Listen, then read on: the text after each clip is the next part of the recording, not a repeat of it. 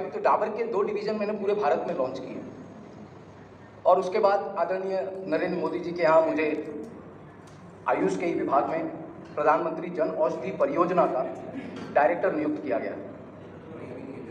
मेरे 35 साल पूरे दवाई इंडस्ट्री में बीते।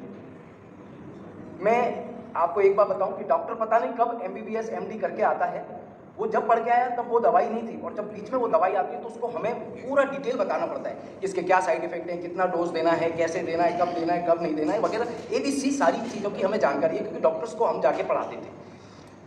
अभी इत्तेफाक की बात है कि 5 जनवरी को ये सारे डॉक्यूमेंट्स मेरे पास है, मैं अपनी मीटिंग्स में दिखा दूँगा।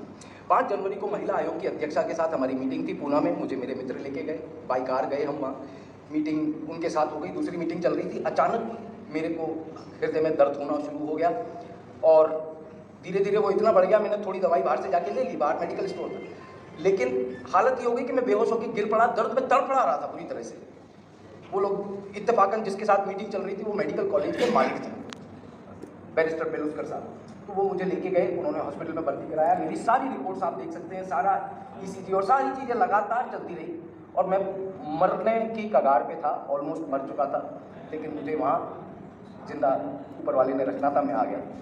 मुझे डॉक्टर्स ने कहा था 4-5 महीने लगेंगे नॉर्मल होने में और आपको एंजियोप्लास्टी इमीडिएट करानी है। मैं घर पे आके और शांति से पड़ा हुआ था, कुछ कर नहीं पा रहा था और बहुत प्रॉब्लम में था। ऐसे में अचानक मेरे घर पे 2 जने आए, एक कभी किसी की मैंने मदद की थी, वो एक महिला को लेके आए, उनका नाम था, यहीं पे वो हैं, मैं बताऊंगा आपको। तो मेरे घर पे उन्होंने आके मुझे इसके बारे में बताना शुरू किया, इस प्रोडक्ट के बारे में। अब मैं कैसे इसको ले रहा था, क्योंकि हर एक जना उसको मैं करके समझता है कि ये मेरे को पढ़ा रहे, क्योंकि मैं इस इंडस्ट्री का आदमी हूँ। पर वो जो चीज़ें बता रही थी इस प्रोडक्ट के बारे में, तो मैं यहाँ से कन्विंस हो गया, ठीक है, कि भाई हाँ बात तो ये सही कह रही है, क्योंकि साइंटिफिकली इसमें कोई कमी निकाल ही नहीं सकते आप, परंतु मैं यहाँ से एक्सेप्ट नहीं कर पा रहा था। और वो मेरे को ज़बरदस्ती की नहीं सर ये लेना पड़ेगा, वो प्रोडक्ट मुझे दिया गया, ये पूरा सेट मैंने ले लिया और 2 दिन वो घर में पड़ा रहा प्रोडक्ट। पर जैसा हर घर में होता है, पत्नी डांट लगाती है ना, तो ऐसे मुझे डांट पड़ी कि नहीं आपको भी लगाना चाहिए जब लिया है तो। वो मैंने यूज़ करना शुरू किया।